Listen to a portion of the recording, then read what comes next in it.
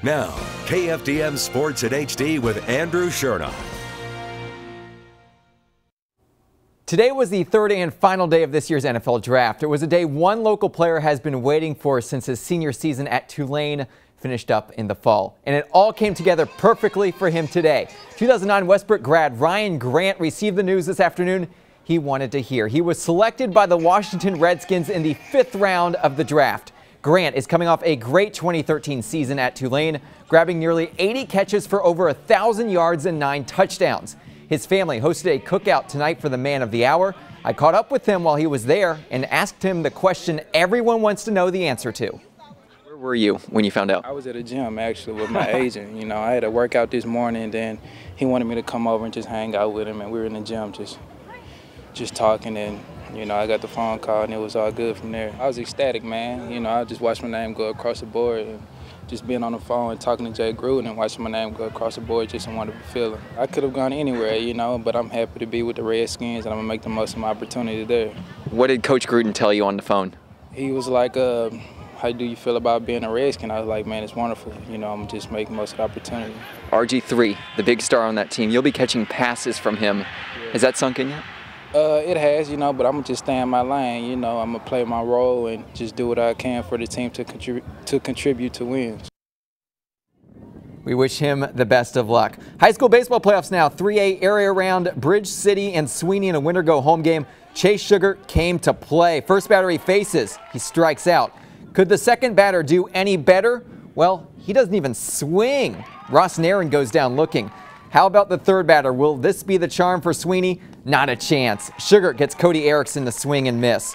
Top of the second, still a scoreless game. BC with the runner at third. Blake Pruitt to deep left field. It's going to drop. Ashton Hunter scores, and just like that, it's 1-0 Bridge City. Later in the inning, more offense. Jonah Watts right here with an RBI single to right field. Bridge City wins 9-0 to advance to the regional quarterfinal round. Chase Sugar ended up tossing a no-hitter today. Very impressive. More 3A area round action now. Silsbee won Game 1 last night in its best-of-3 series against Columbia. Therefore, a Tiger win today, and it's moving on. Top of the first, scoreless game. Silsbee with the runner on second. Jordan Gore moving him around to deep left field. Is it deep enough for a homer? No, but it's deep enough for a deep double. Running around is Chris Nesbitt. He scores. It's 1-0 Tigers. Bottom of the inning, Matthew Hartman doing work on the mound. Picks off the runner at first base. I see you. You're not going anywhere. He's just getting warmed up, though. The next batter goes down looking. A nice strikeout right there by Hartman. Jump ahead, second inning, Chris Ellers at the plate, and you can kiss this ball goodbye. That's a solo shot. Silsbee goes on to win today 7-0. The Tigers are moving on to the 3A regional quarterfinal round. In 2A, the Kuntz Lions lost Game 1 of their best-of-3 series last night to Luling. Game 2 this afternoon, and Kuntz falls again. This time the score was 6-3. Luling sweeps the series and is moving on. Also in 2A, the Kirbyville Wildcats playing New Diana today. New Diana forced a Game 3 in the series, but in the end, it's Kirbyville that's moving on. The Wildcats win Game 3 of the best-of-3 series, 8-6. To the 1A ranks, where the Evadale Rebels playing Cushing in the second game of their series. The Rebels win 10-0 thanks to a great performance on the mound by Cody Ingram. A complete game, one-hitter. The Rebels take the series 2-0. Also in 1A, West Sabine wins Game 2 of its series 7-4 over Joaquin. The Tigers win the series 2-0 and are advancing to the regional quarterfinal round. Also, our lone high school softball team in action today, hoping to keep its season going after falling to Garrison last night in Game 1 of that series. And look at this, Woodville wins Games 2 and 3. The Lady Eagles are moving on.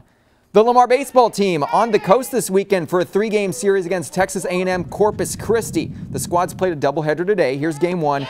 David Carver on point early, gets Jacob Hubert to strike out swinging in the second. Carver not done yet. Later in the inning, Kyle Danford goes down swinging. Carver would strike out the side, but the Islanders figure him out in the 6th inning when they put up 3 runs. Lamar falls 5-2 in Game 1 of today's doubleheader. Game 2 on the day went to extras, but again, the Islanders come out victorious, winning on a walk-off single in the 10th. Game 3 of the series set for tomorrow at 1 o'clock. And finally tonight, best fishing game forecast peaking tomorrow at both midnight and 12:20 p.m. 6 News Tonight, the Weekend Report. We'll be right back.